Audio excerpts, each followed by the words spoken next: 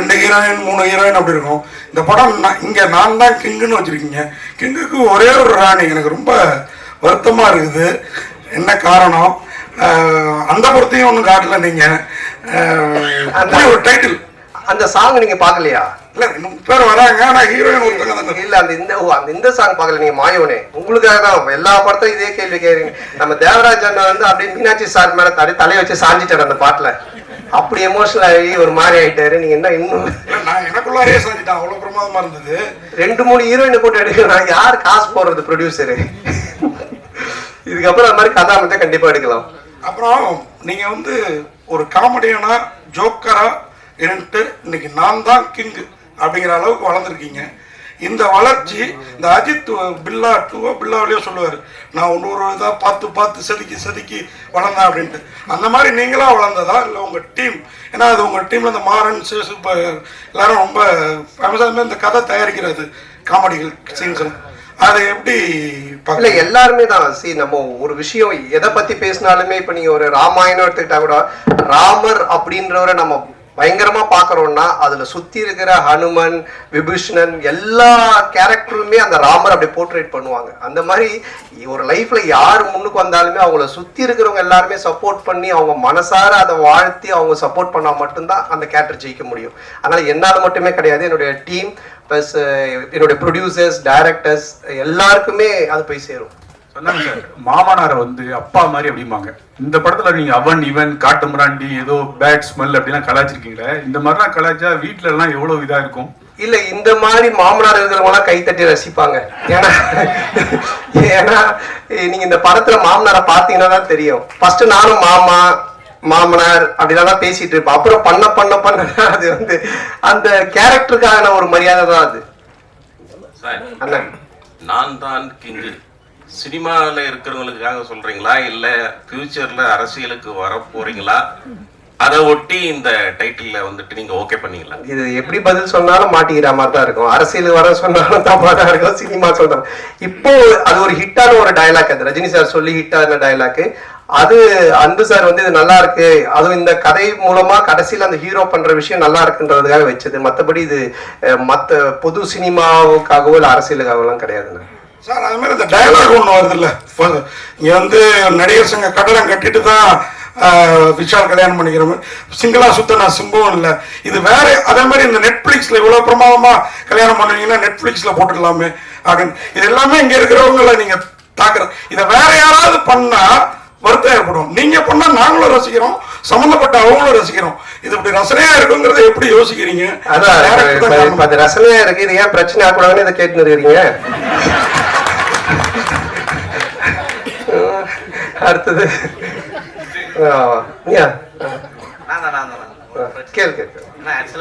இப்போ வந்து சேஷன் வந்து இதுவாயிட்டாங்க, களமாயிட்டாங்க. இன்னொரு நண்பர் இந்த படத்திலேயே ஆண்டனியும் ஹாஸ்பிட்டல் தான் இருக்காங்க. ஸோ நான் விசாரிக்கும் போது பார்த்தீங்கன்னா சந்தானம் வந்து நண்பர்களுக்கு காசு கொடுக்கல, அதனால தான் அந்த உயிரிழப்பு ஏற்பட்டது அப்படின்னு சொன்னாங்க. சரி டைரக்டா நம்ம களத்துக்கு போவோம் அப்படின்னு சொல்லிட்டு ஆண்டனி கிட்ட மருத்துவமனைக்கு போகும்போது சந்தானம் தான் ஃபுல்லா எனக்கு வந்து மருத்துவமனையில காசு கட்டிட்டு இருக்காரு அப்படின்னு சொல்றாங்க. ஏன் உங்களை வந்து பின்னுக்கு தள்ளிட்டே இருக்கிறாங்க? எதனால இது வருது உங்களுக்கு தெரியல. அது சில பேர் இப்ப எல்லாருமே என்ன ரசிச்சு எல்லாருமே நல்லா இருக்குன்னு சொல்லி பேசிட்டு அப்புறம் நானே கடவுளா மாறிடுவேனே, அதனால பிடிக்கல அது தப்பா சொல்றதுக்கும் சில ஆட்கள் இருப்பாங்க. அதை பத்தி நம்ம பெருசு பண்ணிக்க தேவையில்லை. நமக்கு பிடிச்சவங்களுக்கா நம்ம பண்ணுவோம், அவ்வளவுதான். இப்ப படம் பார்க்கும்போது வந்து இவன் பண்ணா காமெடி நான் சிரிக்கவே மாட்டேன்னு உட்காரத்துக்கும் சில பேர் இருப்பாங்க. அவங்களுக்காக நம்ம வந்து கஷ்டப்பட தேவையில்லை. நம்ம ரசிக்கிறவங்களுக்காக பண்ணணும், அவ்வளவுதான். நம்ம பண்ற விஷயம் இப்ப உங்களை மாதிரி சில பேருக்கு தெரிஞ்சு அது நல்ல முறையில போய் ரீச் ஆகுது, அவ்வளவுதான். டைட்டில் வரும்போதெல்லாம் பாத்தீங்கன்னா இப்போ தொடர்ந்து இனிமே இப்படித்தான் அப்படின்னு வச்சீங்க. அதுக்கப்புறம் டிடி ரிட்டர்ன் 10 வருஷத்துக்கு முன்னாடி வச்ச டைட்டில் அது தொடர்ந்து இல்ல.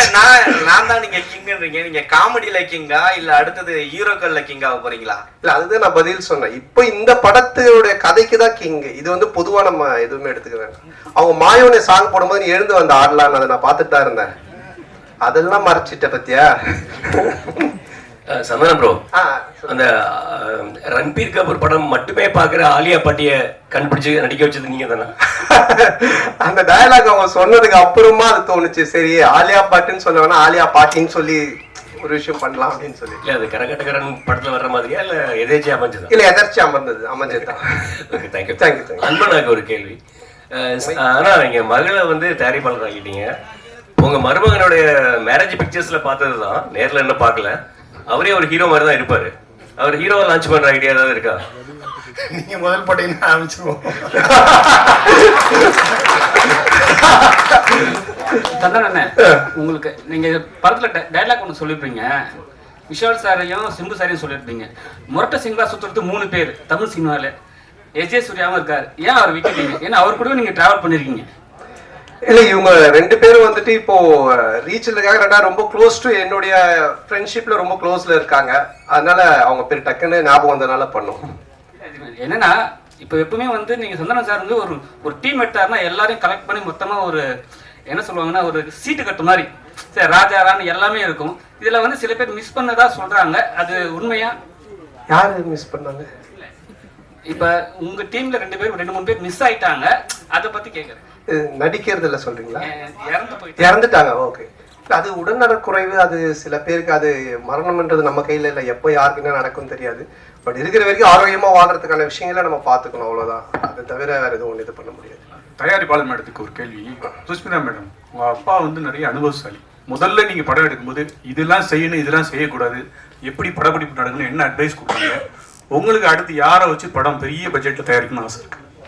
எனக்கு அவர் கண்டிப்பா ஒரு இன்ஸ்பிரேஷன். நான் கிட்டத்தட்ட ஆஃபீஸ்லேயே தான் வளர்ந்தேன். ஸோ ஒவ்வொன்றும் நான் கற்றுக்கிட்டு தான் வந்துட்டு இருக்கேன். அண்ட் பெரிய படம் சின்ன படம் இல்லாமல் மக்கள் என்ஜாய் பண்ணுற மாதிரி படம் எடுக்கணும்னு தான் என்னோட ஆசை. 2மே இருக்கணும் எனக்கு. சார் இமான் சார் உங்களால பல ஹீரோக்கள் வளர்ந்தாங்க. சந்தானம் சார் ஓரளவு வளர்ந்த ஹீரோ. இன்னும் அவர் வளர்றதுக்கு இந்த பாட்டு இதுவாக இருக்குது. தொடர்ந்து உங்க 2 பேரோட டிராவல் தொடர்ந்து இருக்குமா? அடுத்தடுத்த படங்கள்ல வேற எதுவும் கமிட் ஆயிருக்கீங்களா? 2 அவர் படத்துல நீங்க? இல்லை, இப்போதைக்கு ஒன்றும் பேசல சார். பட் நிச்சயமா அதுக்குண்டான சரியான கதைகள் அமையும் போது நிச்சயமா பண்ணுவோம் சார். இதுவே ரொம்ப லாங் டைம் வெயிட் தான். அதுக்கு பிறகு தான் பண்ணியிருக்கோம். நிச்சயமா கூட சேர்ந்து மறுபடியும் ஒர்க் பண்ணுவோம் சார். சந்தானம் சார், நீங்க எப்போதுமே ஆண்கள் அது என்ன மாதிரி ஆள்லாம் ரொம்ப கவர்ந்துருவீங்க உங்க டயலாக் இதுல. இந்த படத்துல பெண்களையும் கவர்னுங்க தான் அந்த பாடல்ல பிங்க் கலரா ஃபுல்லா. ஏன்னா பெண்களுக்கு பிடித்த கலர் பிங்க் கலர்பாங்க. அதுதான் காரணமா? நல்லா இருந்தது. 3 பாட்டுமே நல்லா இருந்தது. அந்த படம் இந்த கேள்வி எல்லாம் உங்களுக்கு எங்க இருந்து தோணுது? இருந்தா மூளையில இருந்தா? விடிய காலம் 4 மணிக்கு நீ சந்தானம் சார் பிரஸ் போயிட்டு இருக்கு. நம்ம வந்து கேள்வி உட்காந்து யோசிச்சது. விடிய கால பிரம்மமுகத்துல உட்காந்து எழுதிருந்து பிங்க் கலர்ல பொண்ணுங்களை பிடிக்காதான் போட்டு அது இங்க வந்து மொத்த கேள்வி எல்லாம். நன்றி நன்றி. சொல்ல அது காஸ்டியூம் டிசைனர்ஸ் கொடுக்கறது தான். இன்னைக்கு கூட பாத்தீங்கன்னா இந்த கோட் எல்லாம் போட்டிருக்கேன். வெயிலுக்கு எனக்கு கோட்டு போடவே பிடிக்காது. காஸ்டியூம் டிசைன் இல்ல போடுங்க நல்லா இருக்கும் அப்படின்னாங்க. அதனால காஸ்டியூம் டிசைனரோட வேலை அது பண்ணது. கானா பாட்டுனா நீங்க வந்து கலக்குவீங்க. டான்ஸ் கின்ஸ்லாம் பர்ஃபார்மன்ஸ் இப்போ ஹெவி ஆயிடுச்சு. இப்போ ரொமான்டிக் வரும்போது எந்த மாதிரியான இதெல்லாம் எஃபெக்ட்லாம் எடுத்தீங்க? அந்த மூடு அதான் ரொம்ப கஷ்டமா இருந்துச்சு. ஃபர்ஸ்ட் எனக்கு அது வரவே இல்லை. நான் சாங்கே சார்ட்டு சொன்னேன். சார் ரிமான் சார் என்ன சார்னா அன்பு சார்ட்டே சொன்னேன். அன்பு சார் தான் சொன்னாங்க இல்ல ஒரு சாங் இது மாதிரி பண்ணலாம் அப்படின்ட்டு. அதுக்கப்புறமா கல்யாண் மாஸ்டர் தான் பண்ணாங்க. அது ஃபர்ஸ்ட் எனக்கு ஒரு மாதிரி என்ன அப்படியே ரஃபா நடக்க வச்சுதான் எடுத்தாங்க. நீங்க முறைச்சிக்கிட்டே நடங்க, நீங்க எதுவும் பார்க்க வேண்டாம் அப்படின்னு தான் எடுத்தாங்க. அப்புறம் அது கொஞ்சம் கொஞ்சமா இன்க்ரீஸ் ஆகி ஒரு மாதிரி அப்படி எடுத்துட்டாரு. அது வந்து கண்டிப்பா கல்யாண மாஸ்டர் தான் அதை சொல்லணும். ஏன்னா எனக்கு அது பிடிக்கவே பிடிக்காது. இந்த ரொமான்டிக்கா பாக்குறது, அப்படியே ஃபீல் பண்றது, எட்டி பாக்குறது இதெல்லாம். பட் இந்த பாட்டுல அதை அப்படியே கொண்டு வந்தாங்க. அது இப்போ பார்க்கும்போது மியூசிக் சாரோடைய அந்த மேஜிக்ல பார்க்கும்போது அது பயங்கரமா இருக்கு. ஸோ அதனால அதான் அது ஒரு மியூசிக் மேஜிக் தான் அது. இல்லை உங்க மேடையில எப்பயுமே கூல் சுரேஷ் வந்து அடிக்கடி இருப்பாரு. உங்க படத்தை வந்து ஃப்ரீயா ப்ரமோஷன் பண்ணுவேன்னு சொன்னாரு. இதுக்கு முன்னாடி ஏதாவது காசு கொடுத்தீங்களா? இல்ல சிங்கப்பூருக்கு நீங்களே காசு போட்டு அனுப்பி விட்டுறீங்களா? இல்ல இப்ப அவனை பத்தி பேச சொல்லி அவன் தானே உங்களுக்கு சொன்னான். சம்பந்தமே இல்லாம திடீர்னு சந்தானம் சார் நேத்தி ஸ்டார் படத்தோட பிரஸ் மீட் அங்க வந்து கவின் பேசுறோம். அந்த படத்தோட ட்ரெய்லரும் நல்லா ரீச் ஆயிருக்குது. அங்க பிரஸ் மீட்ல நாங்க கேட்டப்போ உங்களுக்கு இந்த பெண் வேஷம் யார் ரோல் மாடல் மாதிரி ஒரு நிருபர் கேட்டாரு. இப்ப அவர் சொன்னாரு கரீனா சோப்ரா அப்படின்னு சொல்லிட்டு. நீங்க ஆனா அதுக்கப்புறம் பெண் வேஷமே போல. எனக்கு தெரிஞ்சு ஆனாகன் பிரசாந்துக்கு அப்புறம் அந்த கரீனா சோப்ரா பெண் நிறைய பேர் பெண் வேடம் கேட்டு நம்ம ஹீரோக்கள் எல்லாம் ரொம்ப ரீச் ஆனது. ஏன் அதுக்கப்புறம் அதை பண்ணல? உங்களுக்கு ரொம்ப ஆப்டா இருக்கும். பண்றேன் நான் கண்டிப்பா. கதை அமையணும் இல்ல சார். கதை அமைஞ்சாதான் கரெக்டா பண்ண முடியும். ஏதாச்சும் ஒரு லேடி கேட்டப்ல ஒரு கதை ஏதாச்சும் வந்தா கண்டிப்பா டெஃபினட்டா பண்றேன். ஹீரோயின் மேடம் உங்களுக்கு ஒரு கேள்வி. ஒரு கேள்வி அண்ணன் கேட்கிறார். அந்த மைக்கு கையில போட்டு கட்டினா இருக்கும். அது யாருமே தர முடியும். எல்லாரையும் கேட்கணும்ல. வச்சுக்கிறீங்க. அதான் இதே சரி எனக்கு நடந்தது. அதனாலதான் இப்போ மேடம் நீங்க சொன்னீங்க சந்தானம் சார் ஃபர்ஸ்ட் இங்கிலீஷ்ல பேசிட்டு இருந்தாரு. அப்புறம் ஒரு வாரம் கழிச்சு தமிழ்ல என்னையும் கலாய்க்க அவர் கலாய்ச்சதுல என்ன பயங்கரமா பங்கமா இருந்தது. இல்லை ஆக்சுவலாக அந்த மால் சாங்ல வந்து ஒரு விக் ஒன்று வச்சுருந்தோம். அந்த விக் வந்து ரொம்ப அன்கம்ஃபர்டபுளாக இருந்தது. அதில் வந்து நான் ஆக்சுவலாக அதில் ஏதாவது க்யூட்டாக பண்ண சொல்லி கேட்டிருந்தாங்க. சரி, நான் கான்ஃபிடென்ஸை வரவழைச்சு நான் அப்படியே செட்டுக்கு வரேன். சரி, நம்ம க்யூட்டாக தான் இருக்கும், அந்த விக்கில் கேவலமாலாம் இல்லை அப்படின்னு நினச்சிட்டு நான் வந்தேன். சார் வந்தோடனே நல்லா அமெரிக்கன் பிச்சைக்காரி மாதிரியே இருக்கு அப்படின்னு. அது வந்து இருந்த கொஞ்சம் கான்ஃபிடென்ஸும் காலி ஆயிடுச்சு. இல்ல அது ஆக்சுவலா ஒரு பார்பி டால் ஒரு லுக் ஒரு ஃபீல் ஒன் பண்ணாங்க. இவங்க இஷ்டத்தை கட் பண்ணிட்டாங்க. கட் பண்ணி கண்ணாமண்ணான்னு வச்சு கொண்டு வந்தாங்க. அதெல்லாம் இது பண்ணோம். ஆனா அது மாதிரி தான் வேணும், ஒரு டிஃப்ரெண்டான லுக்ல வந்து பண்ற மாதிரி.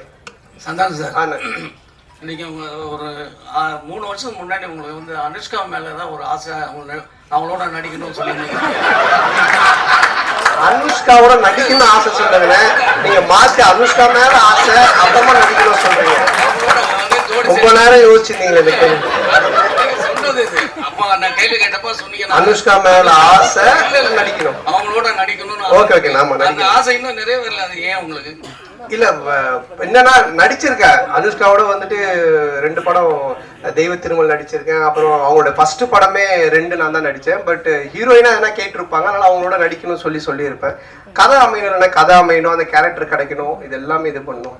ஸோ அது கதை தானே எல்லாமே. நம்ம திடீர்னு நடிக்கணும்னு சொல்லி கூப்பிட்டு நடிக்க வைக்க முடியாது இல்லைங்களா? சொன்னாங்க சார், ஆன்மீகத்துல நீங்க நல்ல வெளிப்படையா சொல்லுவீங்க. நிறைய பேர் சாமி கும்பிடுவாங்க, வெளியே சொல்ல மாட்டாங்க. நான் ஆன்மீகவாதி, நான் கோயிலுக்கு போற நல்லா சொல்லுவீங்க. உங்க லைஃப்ல ஆன்மீகம் வந்து எந்த அளவுக்கு லைஃபை பண்படுத்துது? அப்புறம் இன்னொன்று முக்கியமா, ஈசா போனேன், அவர் வந்து பணம் கேட்டாருனாரு, வாங்கி கொடுத்தீங்களா இல்லையா? அது சும்மா காமெடி சொன்னது, இதை நீங்க தம்ப்நெயிலா போட்டு விட்டுறாதீங்க. அப்புறம் சத்குருட்டு எந்த போன் வரேன், ஏன்டா என்னை பத்தி எல்லாம் பேசிட்டு இருக்காடின்ட்டு. இல்ல அது வந்து ஆன்மீகம் வந்து எப்பவுமே ஒரு என்ன சொல்றது, ஒரு பேஸ் வேணும் நமக்கு. ஒரு ஒழுக்கத்துக்காகட்டும், இல்ல நம்ம செய்யற வேலையில ஒரு டெடிகேஷனா இருக்கிறதுக்காகட்டும், எதுவா இருந்தாலுமே.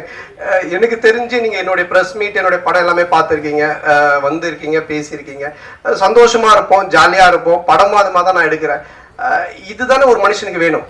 எப்பவுமே ஏதோ ஒன்று யோசிச்சுக்கிட்டு, நகத்தை கடிச்சுக்கின்னு, சிந்திச்சுக்கிட்டு, சோகமா இருந்துக்கிட்டு, பேசும்போது ஏதோ ஒன்று பண்ணிட்டு இல்லாம சந்தோஷமா இருக்கும்ல. இப்போ கொஞ்ச நேரம் இங்கே 1/2 மணி நேரம் பேசலாம், எல்லாம் சிரிச்சு சந்தோஷமா இருக்கும். இதுதானே பேஸ். அது வந்து எனக்கு ஆன்மீகத்துல நல்லா கிடைக்குதுன்னு தான் தோணுச்சு. அதனால அதை நான் சொல்லிட்டு இருக்கேன். நான் ஆன்மீகவாதி, கடவுள் கும்பிடுறவன் அப்படின்ட்டு. சார், நான் தான் கிங்கு அப்படின்னு சொல்றப்ப நான் தான் கிங்குன்னு ஃபீல் ஆகுது. ஆக்சுவலா நீங்க தான் கிங்கு, நீ தான் கிங்குன்னு டைட்டில் இருந்தா உங்களை சொல்ற மாதிரி இருக்கும். இப்ப நான் தான் கிங்குன்றப்ப எல்லாரும் அவங்கவுங்க சொல்றப்ப அவங்கவுங்க இப்படி ஒரு பரவகரமான எண்ணம், எல்லாருக்குமான எண்ணம். அதனாலதான் அன்புச்செழியன் சாரும் வந்து அவங்க பொண்ணு அந்த படத்துல வந்து ப்ரொடியூசரா இன்ட்ரோடியூஸ் பண்ணாங்களா, அவங்களும் நான் தான் கிங்கு அப்படிங்கிற எண்ணத்துல. ஆமா, இது நம்ம படம் பார்த்து ஒரு ரிவ்யூ சொல்றாங்கல்ல, அவங்களும் நான் தான் கிங், அவங்க சொல்ற ரிவ்யூ வச்சுதான். அந்த மாதிரி ஒரு எல்லாருமே அவங்க தொழில சொல்றத இப்ப இவர் சொல்ல 2 தடவை நான் தாங்க கிங் அப்படின்னு, அந்த மாதிரி தான் அது. வாங்கிட்டீங்களா? ஆமா, மைக்கு கீழே ஒளிச்சு வச்சு வாங்க. நன்றியா, முடிஞ்சிருச்சா? அனைவருக்கும் நன்றி, வணக்கம்.